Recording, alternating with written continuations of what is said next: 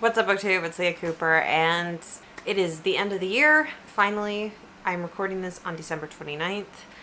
I have one last book to read this year, so that means I can start recording my kind of like end of the year wrap up type videos. And today I want to talk about annual TBRs. So I'm going to do a recap, recap of my 15 books to read in 2021 TBR, talk about how I did on that TBR, kind of highs and lows, and then I'm going to give you the books for next year's annual TBR.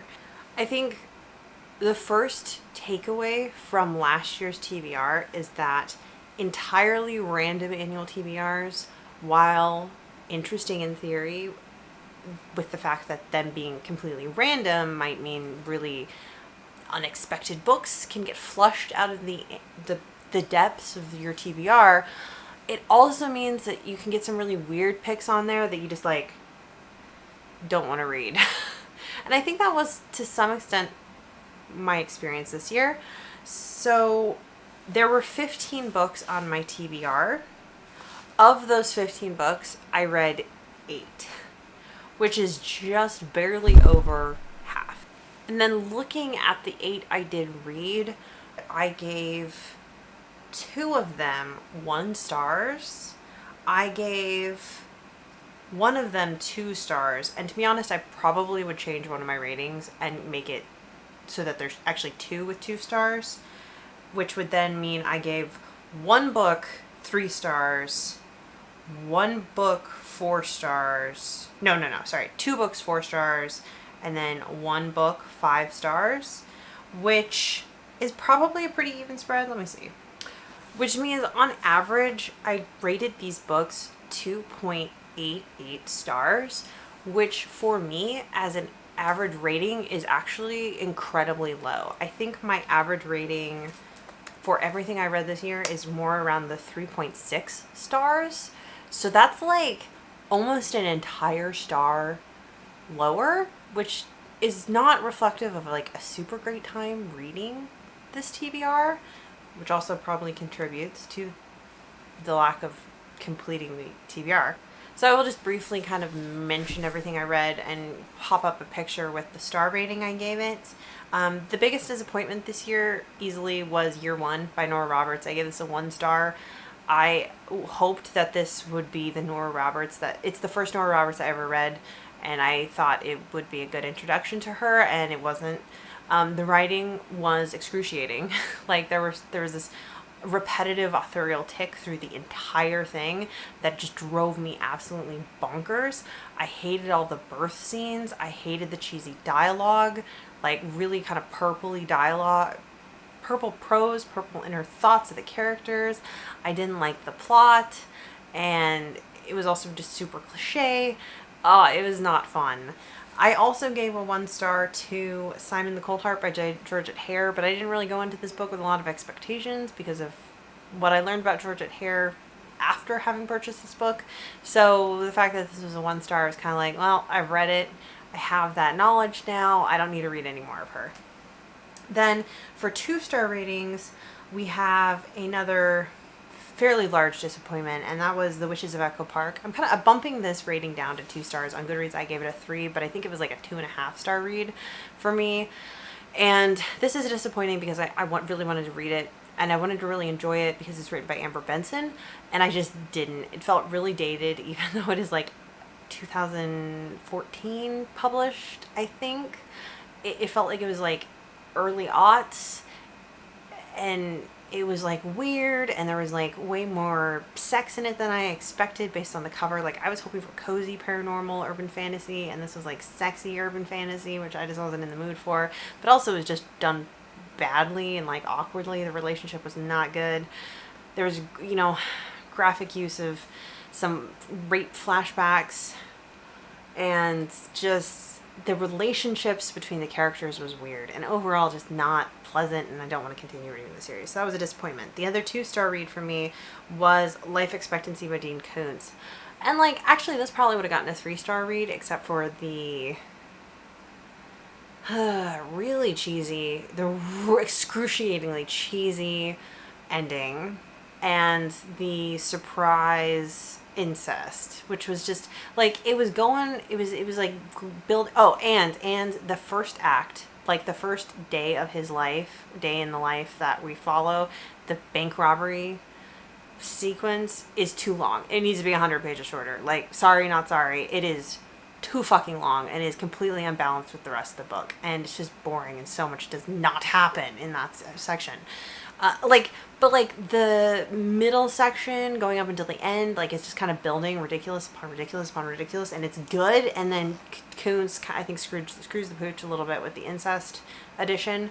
But then also, I will say, there are, like, definitely some, like, kind of homophobic, transphobic dialogue in this that I think is the result of a middle-aged white guy thinking he's edgy in 2004, and it doesn't sit right with me, so I can't give this higher rating than 2. So, yeah, but I wasn't expecting anything from this book, so that's fine. Then, of the books I gave 3 stars, the only remaining one is Children of the Jedi, and I would say this is a strong, like, 3.5, 3.75 star book. I do actually think back on it fondly. It's on my shelf. I'll keep it on my shelf. And it's just, like, a really solid Star Wars novel. And it's a standalone. So it's not like one of the ones where you have to read, like, 3 books about Thrawn or something like that. So, yeah, that was actually pretty good. Of the 4-star ratings, 1 was a reread. That was Mossflower by Brian Jakes. The 4-star rating might be a little bit of nostalgia, but I do think that this is still, like, a solid kids series. And then the other 4-star book was Jane Steele, which I do have on my shelf and is right behind me, but there's, like, 20 library books on top of it. So I really liked this. I wish I had gotten to it sooner, because, like, it didn't sat on my shelf for very long, per se, only about a year and a half, but I definitely, like, the hype was several years ago, and I only kind of picked it up because I got it for free, I think in my work severance box, maybe. I snagged it. This is, like, super solid. It's a satirical riff on Jane Eyre. I think it's, like, more interesting than Jane Eyre. It can't get a 5-star because I do think it was poor form of the author to fall back on villainizing a woman of color for the ending in the same way that Charlotte Bronte does. Like, that doesn't sit right with me. But the rest of the book is absolutely brilliant and clever, and I loved it. It was a great frolicking ride from start to finish. And then the 1 5-star I gave out was Spindle's End by Robin McKinley. This was a Sleeping Beauty retelling that I absolutely fucking loved. I loved the romance threaded through this book. Like, I think about it still. This was, like, such a good book for me. This was the kind of fairy tale retelling that I do genuinely love to read. So that was everything I read, kind of going lowest to highest, covering the 8 books that I read off of the 15 books on the TBR. Things I didn't get to included Jeeves and the Feudal Spirit, Tales from Java's Palace, I Capture the Castle, The Moonstone, The Courtship of Princess Leia, His Majesty's Dragon, and a nonfiction book called The Working Poor Invisible in America. So, like I said, I think completely randomly generated TBRs can be tricky. So this TBR was picked completely at random through number generation. Basically, I asked on Twitter and I asked my boyfriend for people to give me pairs of numbers, and I use those pairs to pick shelves and then a corresponding book on the shelf. And I still think that's a really good idea, but I would definitely never do it with such a large TBR. I would do it with, like, a smaller TBR, like a month TBR or a weekend TBR of, like, 3 to 5 books. I think that would be great. But a year-long 15-book TBR, it's too much and you get too many weird outliers. Like, I own The Working Poor Invisible in America because I bought it for a sociology class and I then dropped out of. And I've held on to it because I think it might still be an interesting read, but it's definitely one of those, I don't read nonfiction very often, and I definitely have to be, like, in the mood for it. There has to be some reason why I'm reading it. So, like, that one is probably never going to get read. And then other things like His Majesty's Dragon, I really, really, really want to get to this book, but at the same time, the circumstances have to be right because I want to be able to read the whole series over, like, 3 or 4 months. Pretty much, not necessarily back to back to back, but, like, in a short sequence of time. And I just never felt like I had the time to start that project, so I never touched that book, right? So this year I am going to be picking the books to put on this TBR. They are all going to be books that I own. And then I also have a couple of books that my partner's sibling and their mother gave me to read. And so those are going on this list as personal recommendations to me. So I'm hoping that this TBR will be a little bit stronger than last year. I am also going to reflect on the last 2 annual TBRs I had, and if there are any like books that I didn't get to that I do feel passionately about reading, I'm going to add them. So looking back at my 20 to read in 2020 TBR, that was a mouthful. I did a lot better in 2020. There are only 5 books off that TBR I didn't get to. That is really, really impressive. And I'm definitely going to put one of them back on this. So I'm going to carry over one book from each of the past 2 annual TBRs. The first book is the ambitious one, and that is from my 20 books to read in 2020 TBR, Jonathan Strange and Mr. Norrell. So I intended to read this year. My goal was to read like 3 to 5 pages a day, every day, and finish it, and I didn't. Basically, I got sometime earlier, around February or March, I want to say, I got to volume 2. There's 3 volumes in this book, right? I got to volume 2 and I stopped. So that means I am only on page 266 out of over 1,000 pages. That means I have 700 more pages to read of this. But I really need to read this year, get this done, get this completed. I don't want it to languish anymore. Then the carryover from last year, this past year, 2021's TBR, is going to be The Courtship of Princess Leia.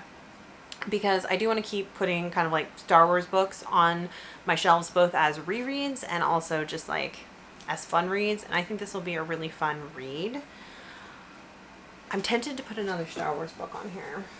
Then I'm going to put one more Star Wars book on this TBR, and that is the Michael Stackpole Rogue Squadron series, book number 5. It's Wraith Squadron.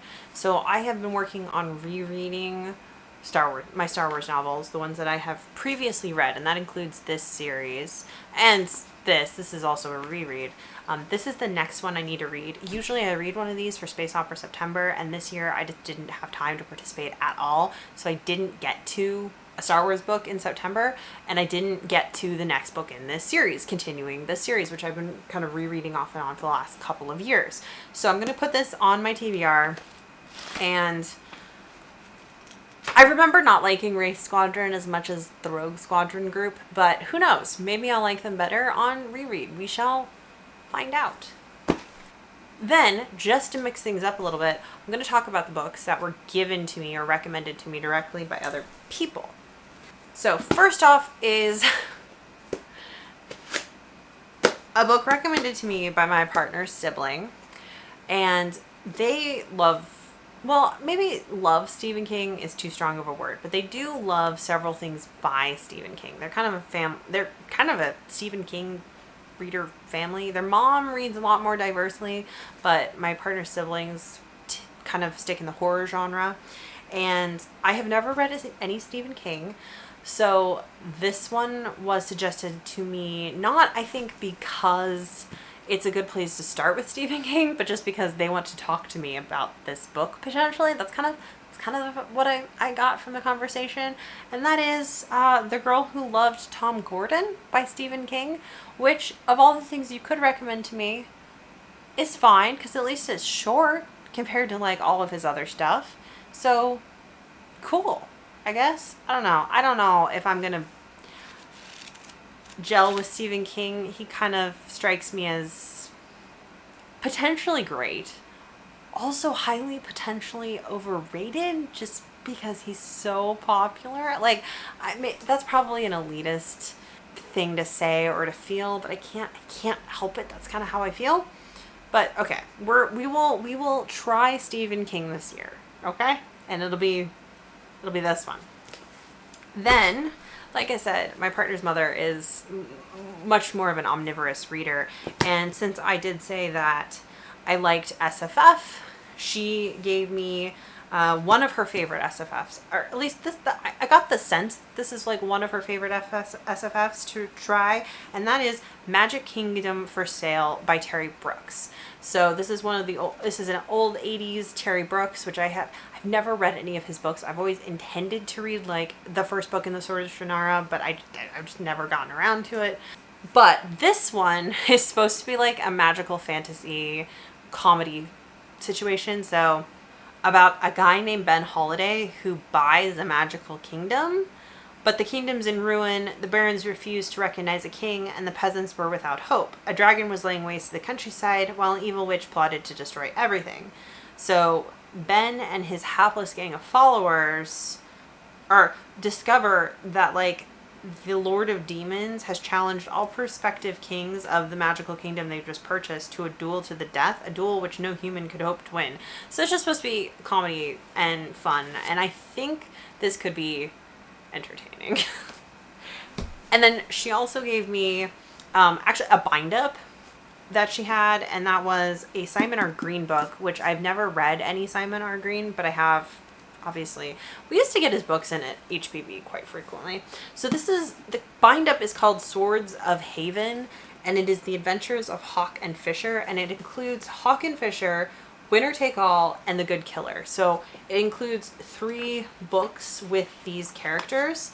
It says they're battle-scarred crime busters of a never-ending urban war. Hawk rules the streets by battle axe. Fisher cracks down on outlaws with sword and dagger. Their merciless beat is the sinister city misnamed Haven, a dark and violent town overrun with spellcasters, demons, and thieves. A place where money will buy anything except justice. This looks like a kind of, is it ROC or ROC? I never know how to pronounce it. So this sounds like. What would be the fantasy subgenre? Sword and sorcery? I don't know. Kind of maybe grimdark-esque. Maybe grimdark sword and sorcery. Typical early 90s. Actually, probably kind of Witcher-esque. I think it's whatever genre I think you would put The Witcher in, you would probably put this in too, like whatever subgenre that is. So that sounds like fun. Technically, this is 3 books. Should I count it as 3 books? For the purposes of this annual TBR, I don't think I will, though obviously like on my spreadsheet, it's probably going to end up counting as 3 books. So now I got to come up with 9 more books.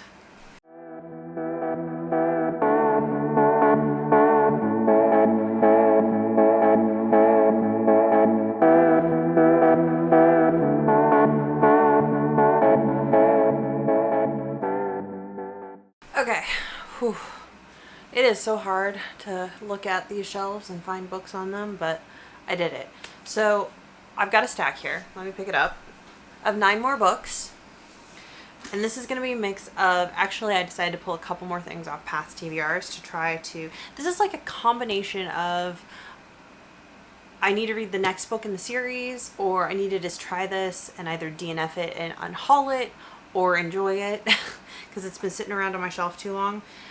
For that, I am going to put I Captured the Castle by Dodie Smith back on my TBR because this is like one of the oldest books that I own, one of the oldest things I remember purchasing that's still on my shelves, and I need to try to read this. I really, really do. Otherwise, it's just going to haunt my shelf forever. In the vein of I need to just try it and see if it's something I want to keep reading in the series or not, I've got Furthermore by Tahara Mafi. I picked up this copy at work a while ago. Well, actually, this is probably one of my Severance books. And I know that there's a whole series. Obviously, Tahara Mafi has written a lot of books. She was involved in generating a best science fiction and fantasy of like the last, I don't know, decade or something list that she ended up on. Like she was one of the people generating the list, and 2 of her books made it on the final list, and I have deep misgivings about that. That just seems janky to me. I've never read her though, so I am curious if she is the brilliant author that this list purports her to be. And this is like her one book I have. So I need to just like try this, and if I don't like it, I needed to stick it in a little free library so some some middle grader can get their hands on this beautiful proof edition. Another middle grade I'm putting on this list is Deep Wizardry by Diane Duane. I own all the books in this series. I can't remember what they're called. Young Wizards series. This is like the 80s Harry Potter before Harry Potter was a thing. I read the first one 2 years ago, back in 2020, I want to say. I think it was 2020, maybe, yeah. And it was like okay, but I didn't think it was like super great. But I own the whole series, and I know if I don't like push myself to keep reading it, I'm probably gonna not. And since I do own them, I do want to like work my way through them. So this is gonna go on the TBR as the next one to read, so I can keep rolling with that series. In a similar vein, I'm going to put on one library book, which I already have out from the library, and I do want to read in the next couple of months, which is Son of the Shadows. This is the second book in the Seven Waters trilogy. I read the first book last year, and I just want to make sure I get to this, and I prioritize it, even though it is chonky, because I like want to keep up with reading the series at a timely pace, even if not a super fast pace. And I just dropped all the books and they went everywhere. Wonderful. Okay, not sequels, but other books by authors I have recently read. I'm going to put Naked in Death by J.D. Robb on this list.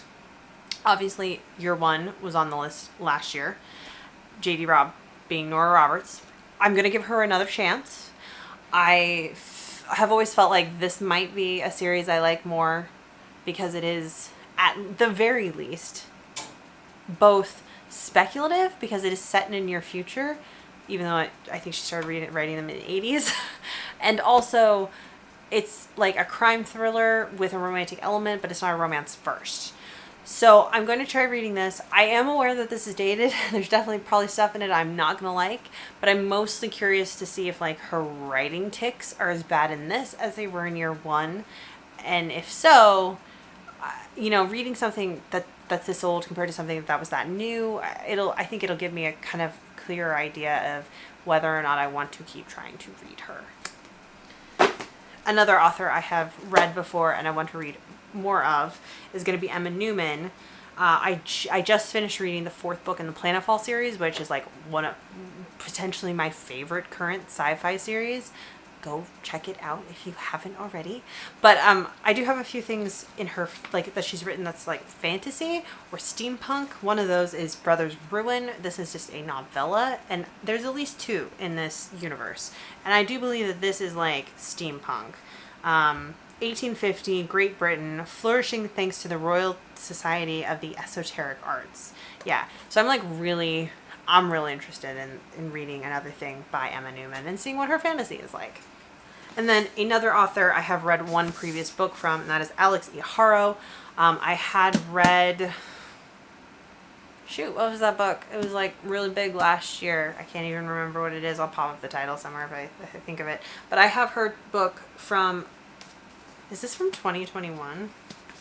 No, this is her book from 2020, and it is The Ones to Future Witches. I have this beautiful hardcover edition that came in a book subscription box that my sister gifted me last year, and I just don't want this to sit on my shelf too long. This is like a fairly new release and a fairly popular, oh, it says right here, the 10,000 Doors of January. Like, I liked the 10,000 Doors of January. I just didn't like all the author choices. So like, I'm not opposed to reading more from Alex Harrow, if that makes sense. So I'm going to give this a go, especially since it's like so big. I'm going to challenge myself to get this read in a timely manner so that I can talk about it. More follow-up books from authors I have previously read. First one's going to be The Bell at Sealy Head by Patricia A. McKillop. My goal is to continue reading more Patricia A. McKillop because I've liked what I've read from her so far, and I've been able to pick up quite a few of her books. So this is going to be the one I'm putting on this TBR pretty much at random because none of them have synopses on the back, so I don't know what any of them are about, but this cover looks cool. Let's go with it. And then another one is going to be Beauty by Robin McKinley. So this is kind of like, I don't know if it's a sister book to Spindle's End, but it is kind of that same direct retelling, this one being obviously a retelling of Beauty and the Beast, and I think I will like it a lot. So we're gonna put it on this TBR. You know, these are kind of, I expect them to be hits additions to this TBR, which I'm trying to put more books on this TBR that I expect to be hits than just challenges, right? I'm trying to make it more of a balance. And then I'm also going to put Temeraire back on the TBR.